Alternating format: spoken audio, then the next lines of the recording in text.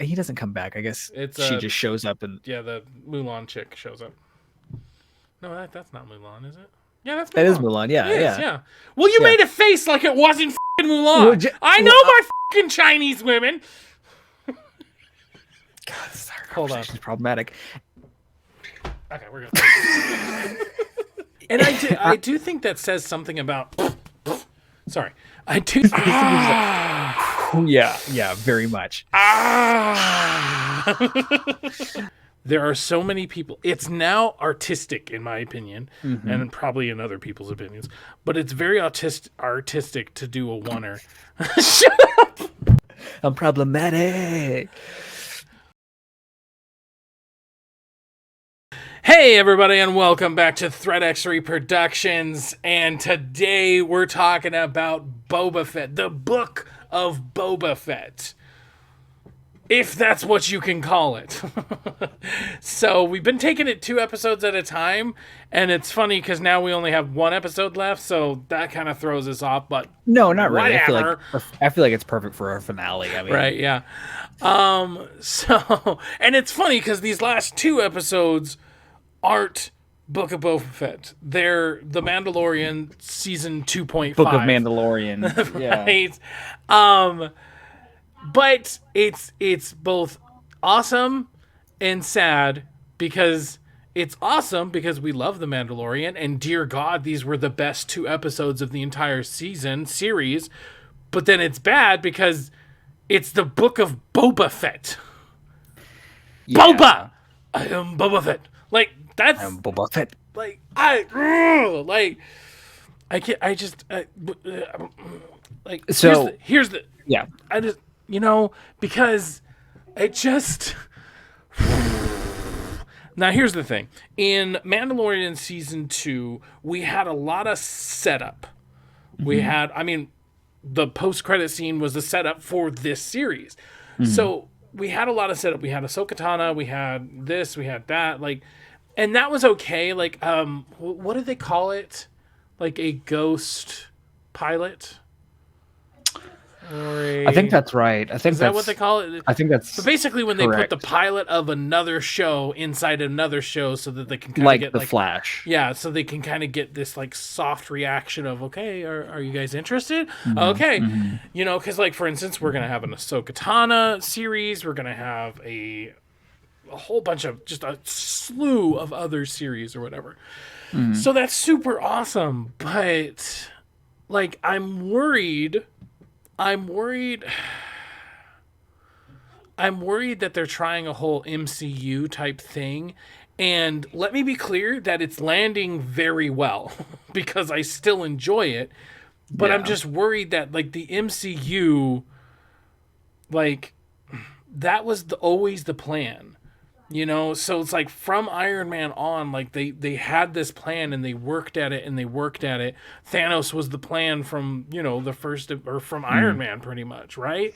So, yeah, I'm worried that we're getting the same issue, but much better than the DCEU. It's not as haphazard as that, but at the same time, I want to be able to watch Ahsoka Tano, for instance, because I like that 1 episode of Mandalorian. I don't want to have to do to watch Endgame, for instance. You have to watch 22 films to fully appreciate it. Can you still watch it and have a fun time? Of course you can.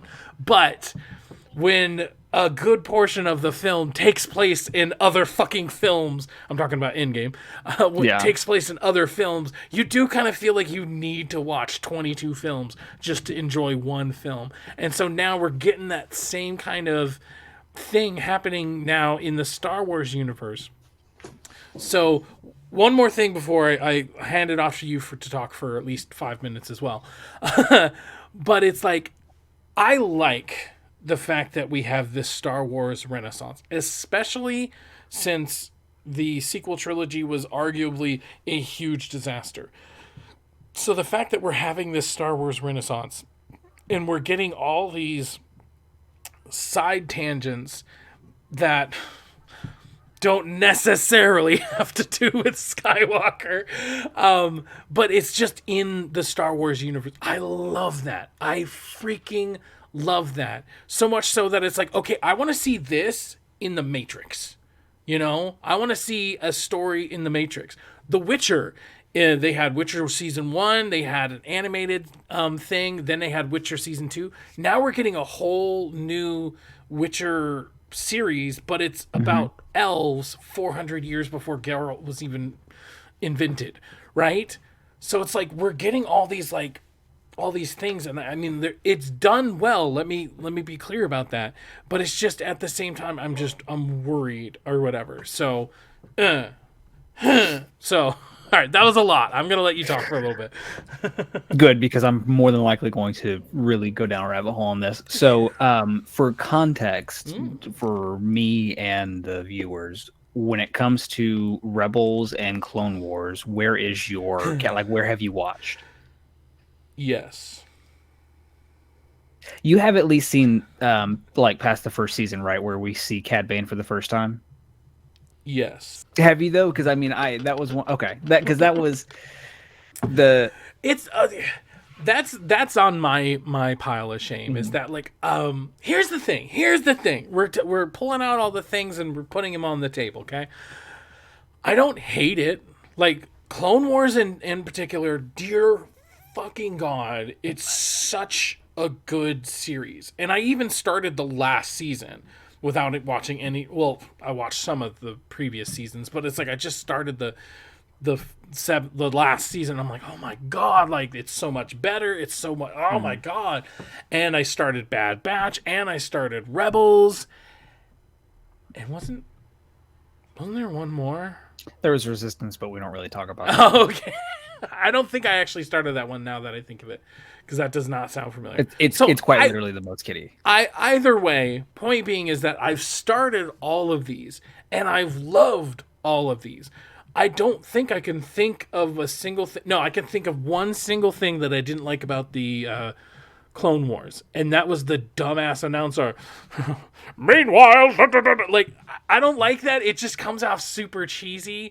But at the same time, it's like, okay, it's a kid's show. Like, but it's not a kid's show, so it's frustrating.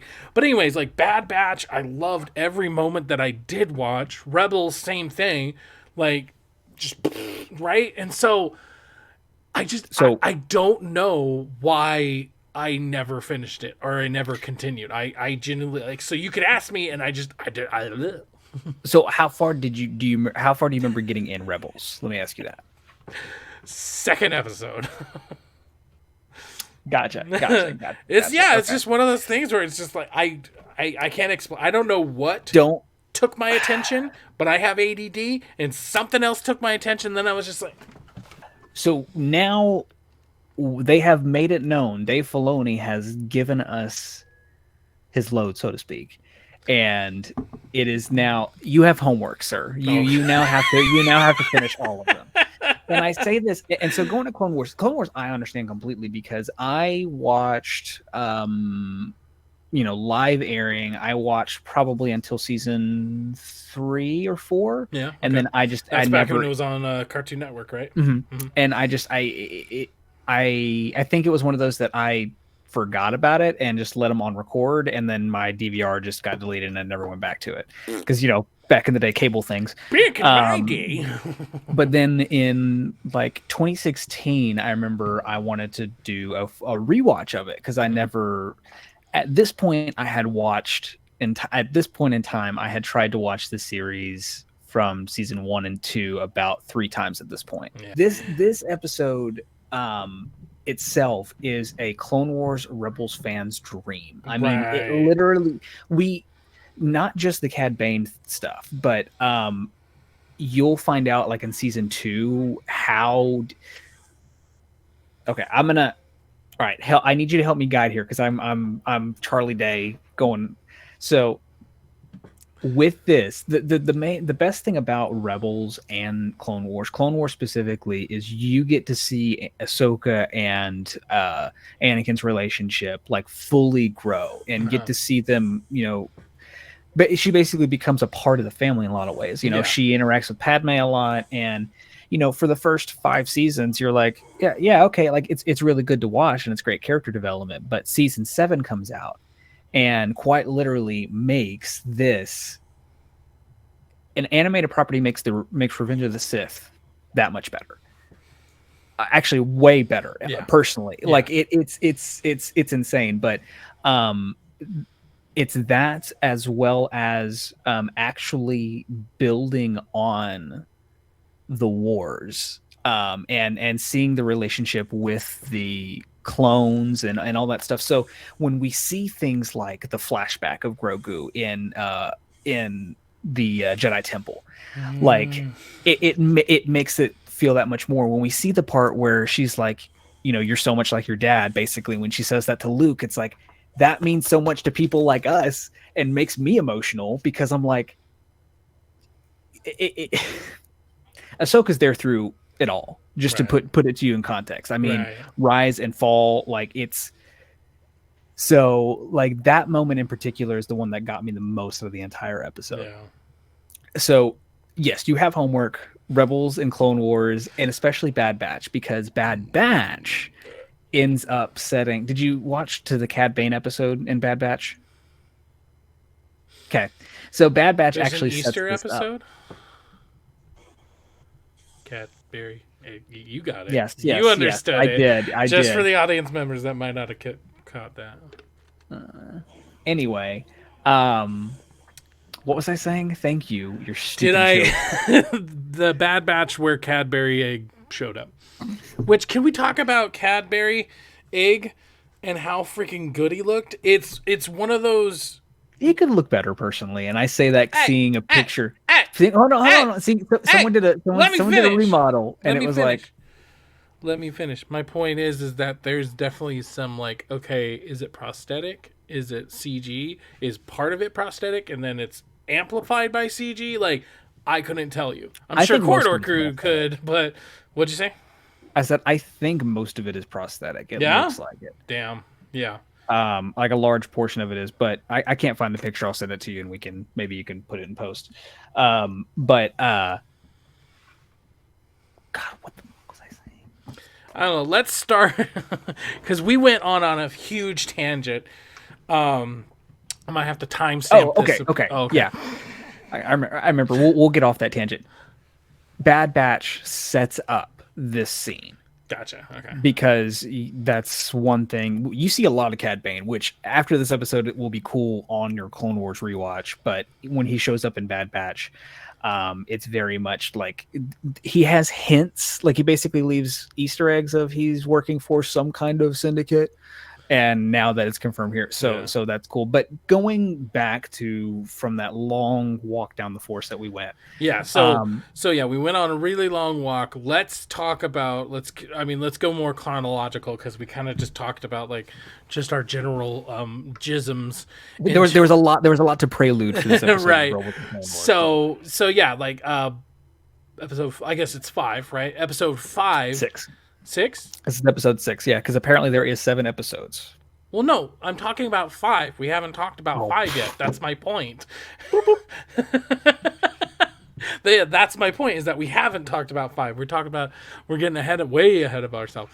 Okay, so yeah, episode 5, or episode 1 of season 2.5. The way it opens and how, like, they framed him in a way that, like, maybe you could have mistaken him for Boba Fett because of the way the spear was. It's like, oh, maybe that's the no, and then it gets the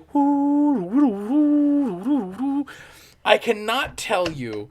Just, this goes back to my feelings at the beginning of the video, and that is, like, I cannot tell you one bad thing about this episode and then the next one, but we're trying to go chronological. But I cannot tell you a bad thing about this episode, and yet I'm still so frustrated because it's like, why is this Boba Fett? Anyways, but okay, I think I either texted you this or I told you this off air, and that is, after seeing my man Mandolorian cut a guy in twine, I have so much more hopes for Moon Knight. And that's because Moon Knight is a brutal MFer He literally has brass knuckles made out of like spikes and stuff. So seeing Mandalorian cut a guy in half, which yes, there's no blood because it's cauterized, but still, he cuts him. Not only does he cut him in half, he cuts him in half so much he cuts the goddamn table in half. And I'm just like, this whole scene, oh, it's just dripping, and I'm just like, yes, give it to me. It was really funny because for me, everyone this entire season has been like, we want to see Boba Fett be brutal. Let's see the violence. Right. And they quite literally, it's not the fact that they left an Easter egg at the episode before, and then because they could have very easily just had it kind of be a little bit start with something else and then lead into it. No, they started the episode with Mandalorian, and then they were like, hey, let's give you all the brutality you've been wanting in this. I mean, we'll get into the cooler stuff, but even the part with the Darksaber, like the brutality of him having to heave it, right? It's like dragging on the freaking. He really floor. had to make an effort to, but.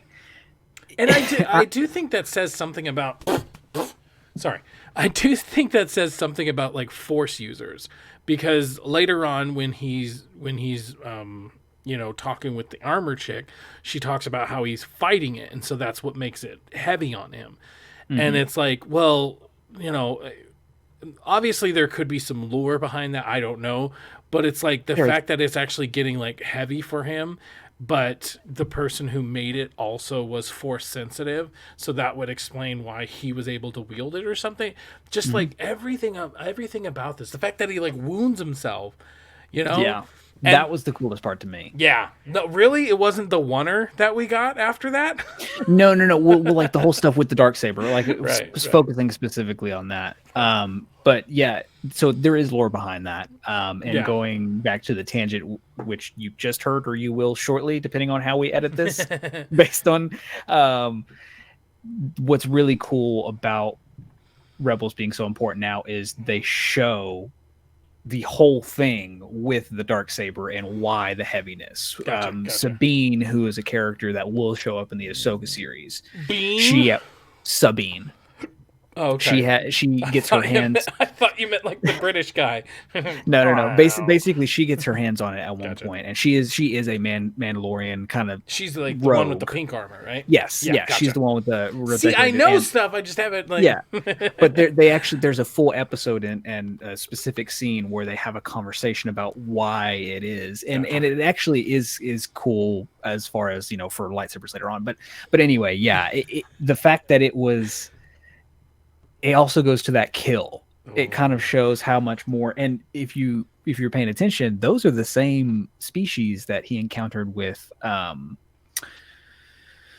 God, what is her name? Old chick that got canceled. Roseanne? No, Star Wars. Oh, Rosio Dawson. No, not Roseanne. No, she's Ahsoka. Ahsoka. I'm just saying words. I don't know. You're talking about the mercenary chick, right? Mm-hmm. Uno momento. Oh, Rosie Cara Dune, right. I was going to get there eventually. With the planet where they had that walker that they decorated. It was them, really? I don't remember. Yeah, and it was also directed by Bryce Dallas Howard. That episode. So it was kind of cool. Like it was, and a lot to it. But yeah, the episode you said it pretty much next. The oneer that follows that brutality is just classic, and not just that. Just the subtle notes of like if you go back and rewatch it, he for the majority of it is hiding his pain, and it's not until he's completely by himself that he's like, "Fuck." Yeah, very much. Yeah, but that like okay. I told you this a little bit about that one zombie film or whatever, but what I'm really liking in modern TV shows and in modern movies are the oneers. There are so many people. It's now artistic, in my opinion, and probably in other people's opinions, but it's very artistic to do a oneer. Shut up! God, every film I gotta record hit is like that a R Rad's test now. a little bit harder. Artistic. Be Anyways, careful how hard you send that R, though. but it's very artistic. But what I like about it is just how they've been using it.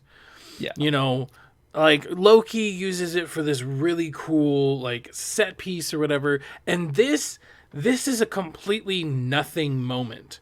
Nothing technically happens other than, like you said, the subtlety of it. Mm-hmm. That's really the only thing happening in this oneer is that we're seeing him put on this act, and he's like, "No, I'm gonna go because I gotta go cry for an hour." Yeah, yeah. And what's cool about that too is I'm not going to say that this shot was technically superior to the Loki one, but production wise it is based on the Right. fact of all of that was practical. So based Right. if you watch the new Rockstars breakdown, I think they talked about Yeah. it, but from what they're gathering, it seems like when he got in the elevator, they used that time to do a scene like rotate swap to make it seem like he went into a completely different part of the building using the volume screen. But yeah, this episode, how much they built on the Mandalorian lore and was also very intimate to Din Djarin too. I mean, at the very end of it, overall, I mean, we're left with the question of is he realizing that he's a part of a cult? Because that's another thing. What's really hard now, and thanks Filoni for this, thanks Favreau, is for a large portion of people who haven't fully watched all of it, there's a lot of stuff that if you've watched it, it's like, okay, yeah, that makes sense. But you try not to sound like an asshole. I mean, like, well, if you watched it, Technically. so I mean, yeah, they came from Death Watch. Which, fun fact for you about this episode, in the Clone Wars, Tar Vizsla, Yep. I think is his name, Yep. That's is it. played by Jon Favreau Right. in the cartoon. He's the voice. Jon Favreau is also playing the descendant of Vizsla, who Din Djarin fights. Right. And so that's kind of a cool continuity thing, at least for me personally. But so yeah, he is part of a cult because this sect of Mandalorians that he was basically found by were members of Death Watch, who were already separate from everyone else. And then when he's talking to the armorer, like she's talking about the whole thing with the dark saber and the whole thing about Bo-Katan. This I have now thought on it. It's been 2 weeks. I now know that this episode more than likely was that ghost pilot you were talking about for the Bo-Katan show and like everything else. Because I mean, they built a lot of They fucking showed in that's another thing in Clone Wars, the Night of 1,000 Tears, I think is the name of it. Right. They showed that T2 style, and so like they literally used this to build the excitement for it. But the whole thing with, hold on, I lost it. The armor. And she was talking about Bo-Katan. Oh yeah, the whole scene when she's talking about like Bo-Katan getting gifted the darksaber, like that entire scene, you watch that episode in Rebels. Right. So, but that's another thing that's interesting is that's not how it seems. Like it's definitely they're posing it to be this she said kind of situation, and I think it's going to be Din's responsibility to figure out what's right. Right. But they were able to do. I guess my boilerplate for this entire episode is this and episode 6 are some of the best live action Star Wars I've seen in a while, based on my love for the Clone Wars. Yeah. That being said, it is 100% at the detriment. Thank you. At the detriment of Boba Fett. Right. Like everything that they have shown now is overshadowing Boba Fett. Oh yeah, for sure. So, I mean, because let's get into the whole love and respect for the prequel trilogy. We're having as we're having this renaissance for Star Wars, we're also having this kind of reappreciate or this appreciation for the prequel trilogy. Whereas before, everybody just, I remember growing up, everybody just dunking on it. And while I admit it has flaws, I always liked it, you know? Just like Andrew Garfield, a Spider-Man, okay? He's the best fucking Spider-Man. Anyways, and let's not well, go I mean, that way. I can even remember going to see Force Awakens, and whenever they made the clone comment, kind of giving that solidarity of like, hey, yeah, we're acknowledging the prequels. I even remember going, and I loved them. I love the prequels, and prequels for me is one of those I kind of enjoyed without the internet's hate. But yeah, we are in this new. It's kind of like this. It's like, what's the literal term? I don't know. Where it's the irony of we were talking shit about it a long time ago in a galaxy far, far away, and now it's good. I don't know what word you're looking for, but while you search for it, but yeah, I like how we like the prequel trilogy now. So it's like when they just showed this ship and it was under the thing, I'm like, is that a fucking Nubian? And then sure enough it was, and I'm like, I'm such a nerd. And then the way, just like, you would think, like, okay, one of my biggest complaints from Mandalorian was the armor porn, which is them just like chiseling away and making his armor, and each time you had to have a stupid ass flashback. And then same thing here, we get the armor porn and then we get the flashback of the Thousand Tears, although this one was way better than the other flashbacks that we got, obviously. But then we have like, I don't know, maybe 10 whole minutes of them just fucking around on the ship, and I couldn't be happier. What does that tell you? That I couldn't be happier watching Mando and the old chick putting together a Nabooian. Am I saying it right? Anyways, a Naboo ship. But the second a flashback of Boba Fett comes up, I'm like, come the fuck on! Well, I think that's also how the biggest thing I think that speaks to is how they presented that to you. Because I'm with you. And it was about at that point in the episode where I'm like, are we going to fucking see Boba Fett? Right? And I will say, like, I was with the internet, I feel like, about Amy Sedaris' character, not really enjoying a lot of her in like The Mandalorian, just because it didn't feel Star Wars. It's one of those things that felt out of place. But I loved her performance in this entire episode, and all the little ad libs and the improvisation she did about Jawas. Like the whole thing about the fur, like them being furry, like that was an improvisation. And it's like it's great, and it really adds. It actually does add a lot to Star Wars. It's not just something funny just for comedy's sake. Yeah. But yeah, seeing the whole, like, when she lifted the thing, I was kind of the same way. I was like, oh my god! And apparently, it's theorized that that's Anakin's. No, it's not.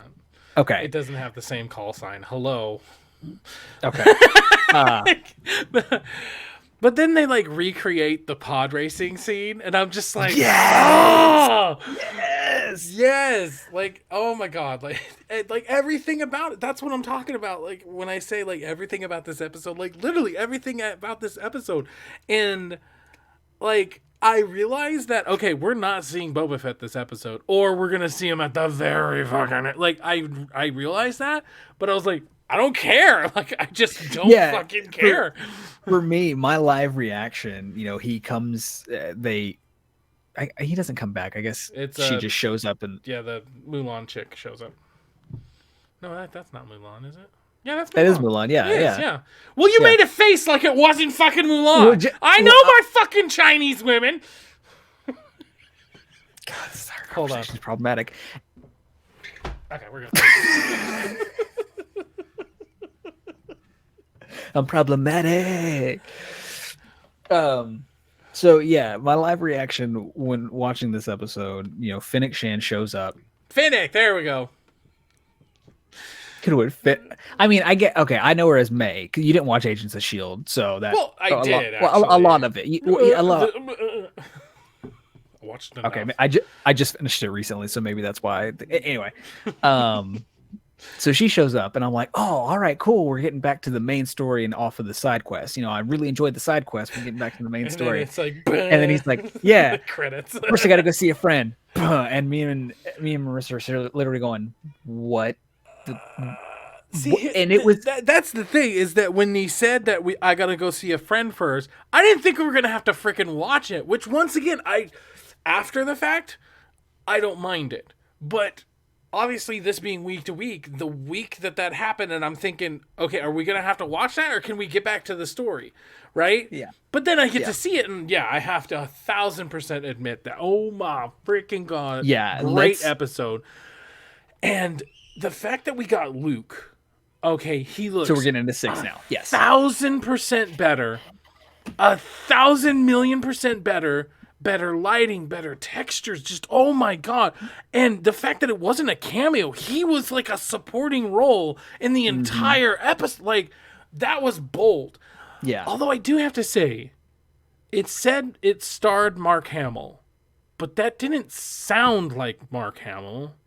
So did the guy who's playing his double do an impersonation of him, but they had to credit him because they're literally using his face? I'm really confused. I don't think that was Mark Hamill. I'm almost positive it's his vocal performance. Really? Yeah. I don't know. It just seemed off. And I mean, maybe it seems off because he's like fucking, 100 years old now.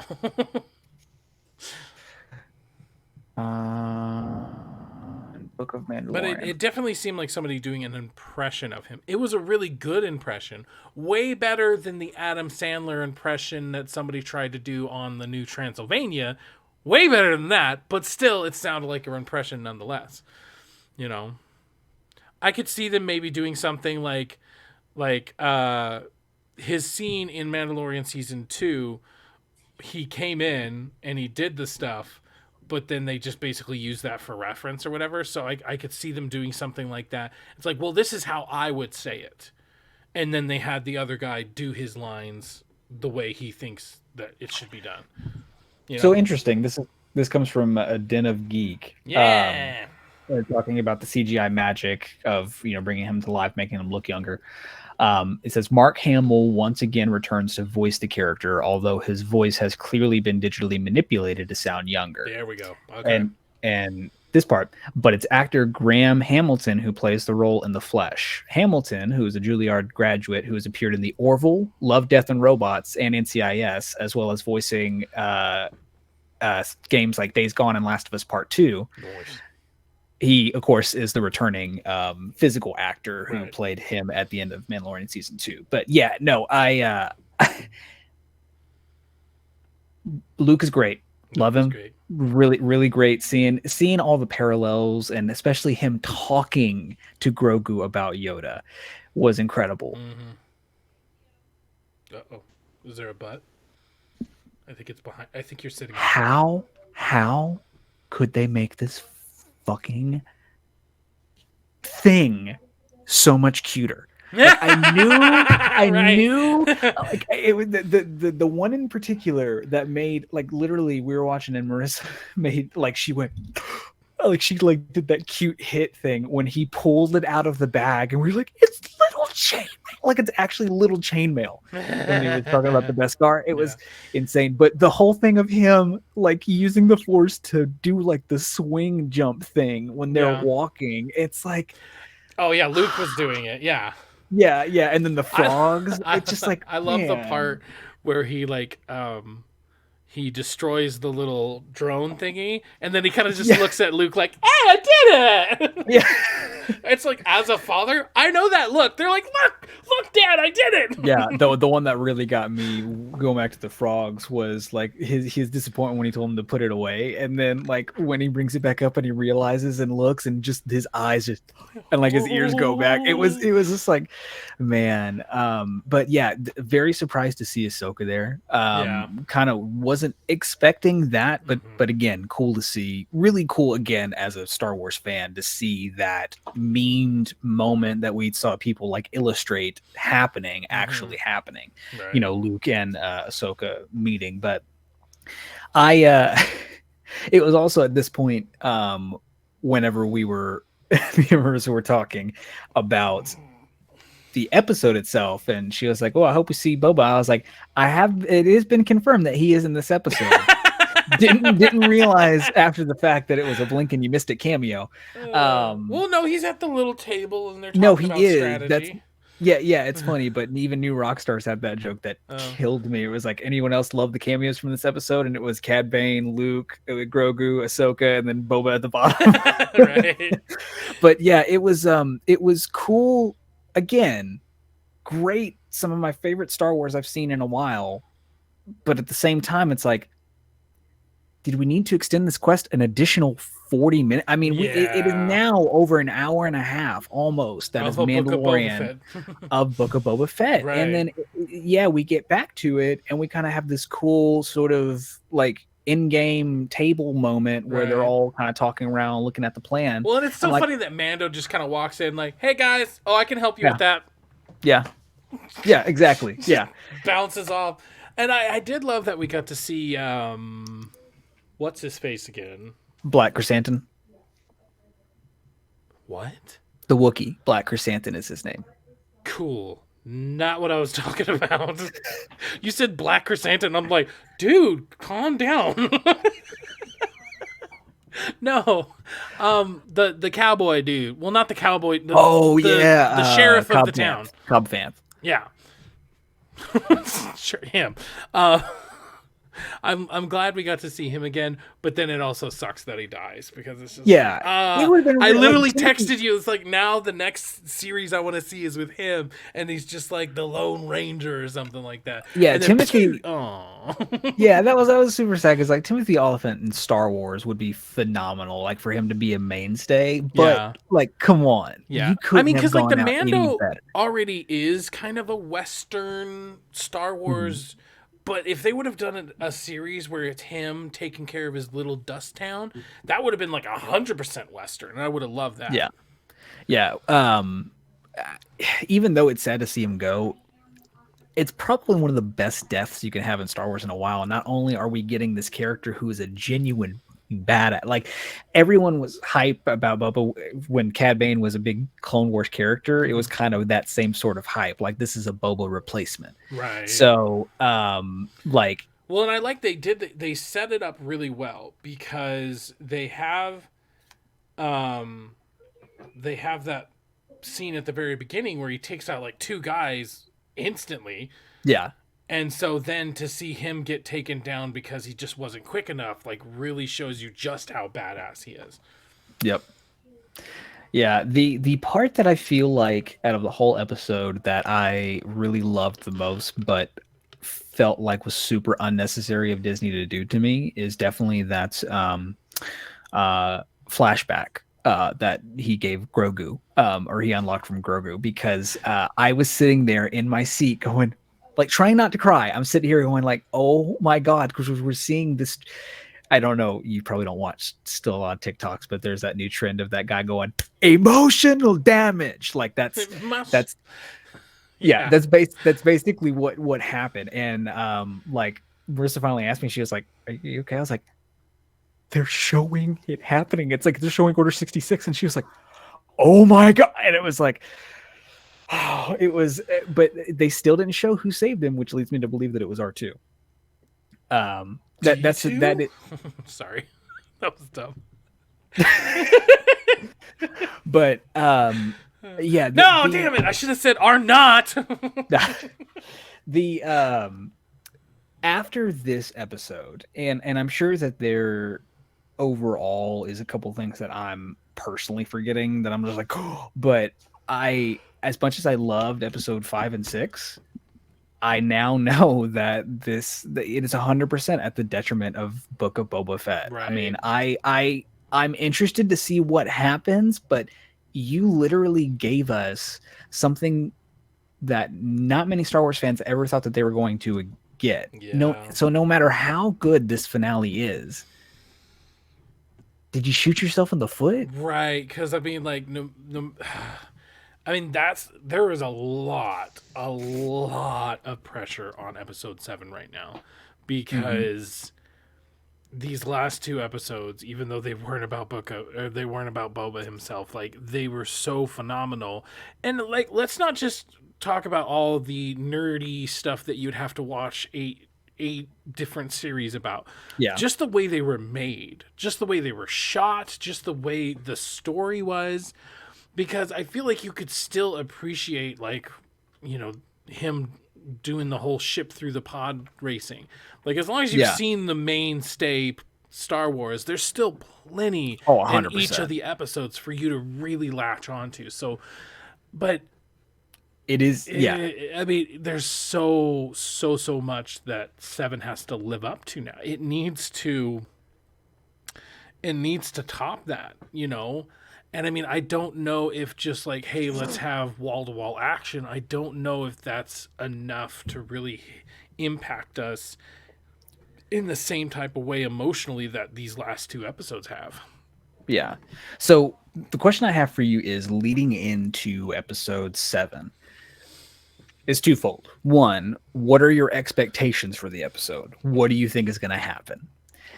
I'm sorry. Two, My penis has a foreskin, so it's, I don't know. yeah, It's we're like going to cut that one out fourfold. because Yeah. that was real bad. Okay. The second Mm-hmm. is, how do you think Boba's going to fare at the end of this episode? Like, Like, what is your do you theory think they're about gonna pull the a state of Hawkeye? Boba, the state of Boba Fett, like the state of Boba Fett's character after the finale? Well, I mean, I guess what are you trying to get at? Because it's like they're clearly setting him up to win, obviously, and now he has this giant gang that No. includes. The state of his character in the meta of everyone else, because Okay. his character right now is not floundered with the Book of Boba Fett, but everyone's like, what are you doing to the character I've loved for 40 years? So Okay. basically what I'm saying is where do you think his position among the fan base is going to be at the end of this episode, the end of episode 7? I have a theory, so if you Okay, want so you to. could just go ahead because you're leading me on, and I have no idea what you're trying to get at. Okay. So I think, as far as episode 7 goes, I think the only way that they can successfully keep basically Boba Fett's position in the Star Wars universe is if they show him officially transitioning to a more leadership role. Because at episode 7, everyone's been asking for violence. Let's get Boba violent again. And we're probably going to get that in episode 7. But with what all they showed with episode 5 and 6, it's kind of a weighty goal to try and show how you're cooler than the Mandalorian right now to a lot of the fan base. So I feel like the only way that they can successfully handle his character well and kind of wrap all this up in his first original story that we're getting Mm-hmm. is to instead of trying to have him go instead of trying to have a battle of which one is better, Mandalorian or Boba Fett, basically have Boba give the crown to Mando in the show sort of way. Mm-hmm. Basically like, hey, I've moved on to like have the character officially move on to a different kind of role. Like have him be head of Syndicate instead of still trying to be the Boba Fett character we've loved for 40 years. So does still none of that make sense? No, because why would they would have? You're saying that he wants to pass it on when he just spent this entire series trying to become No, the day. no. I'm not talking about the actual show. I'm talking about the fan base. Okay. I'm not talking about giving the mantle in the show to Okay. Din Djarin. I'm saying that Boba Fett right now, to a lot of people, including me, is overshadowed by the Mandalorian Well, yeah. as far as the character goes. Yeah. So what I'm saying is I feel like the only way that they can basically not have that continue to be the case, because they can what I'm trying to say is they can treat his character two ways in this finale. They can either try and be like, oh no, Boba's still the most badass bounty hunter in the galaxy, Gotcha. Okay. or they can just basically take that question away completely and basically just be like, hey, but hey, Mando, I was this person in the galaxy for the longest time. Now it's you. I'm going to do this. Do you Okay. get what I'm saying? Yeah, I guess That's my that's where theory. it's heading anyways. He's not a bounty hunter anymore. He wants to be the Decoupage or whatever it's called. Okay, in the comments, if you guys Daimo. Daimo, thank you. Yeah. And Daimo was his name. Oh. If that made sense in the comments, please let me know, because I feel like, Well, okay, so he's going to become a crime boss. But that's what the entire book of Boba Fett has been about. So okay, for more clarification, I'm talking about the coolness factor of this character. Right now, Right. why should we care? Why should we? And of course, I'm just being broad and talking like the internet. Why should we care about Book of Boba Fett? Why should we care about Boba Fett when Mandalorian is completely overshadowing Boba Fett? Like, it's seeming to me and a lot of people that after the last 2 episodes, Mando to the fan base is the replacement of Boba Fett. yeah, okay, yeah. So what I'm saying is I feel like the smart thing for them to do is to have that officially be the case in the show, and basically somehow in a show wise be like, hey bud, here's the character crown.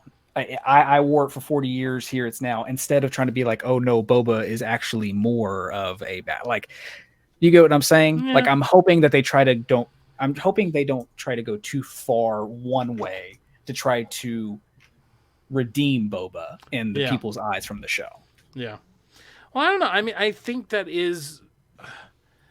I think they're not. I don't know. I don't think they've been trying to make him more of a badass or something.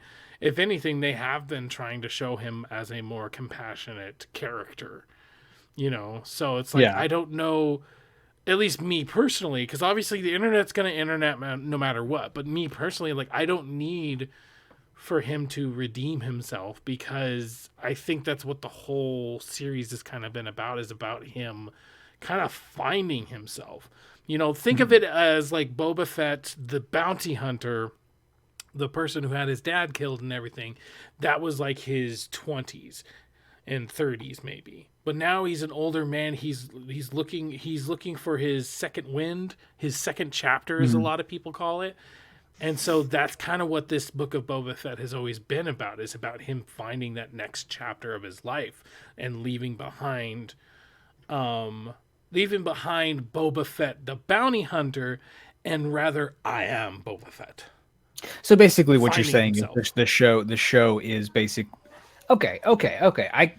So that's why it's like, I don't think he needs to pass any kind of mantle. Because that's what this has been about, is about him finding himself. It's not coming of age, so to speak, but it's one of those, like, what's the one movie, the Roads to Tuscany or something, where the girl goes and finds herself in Rome or something. That's kind of what this whole series has been. Like, Boba finding himself. He found himself with the Tusken Raiders, and now he's trying to, like, find his new path. I guess the last 2 episodes could be the show's way of saying, hey, this is the Boba Fett character now. So they could have already been doing that. Yeah. All right. So 50 minutes later and a lot of ranting. Did any of that make sense? Because we kind of went over here and then we went back, and then, so yeah. Let us know. What are you thinking about this finale? Are you excited about it? You kind of just want it to be over with? Let us know down there. I was Nick. I was Nate. And you guys have a good one. This is the way. Won't you rub your fingers down my spine?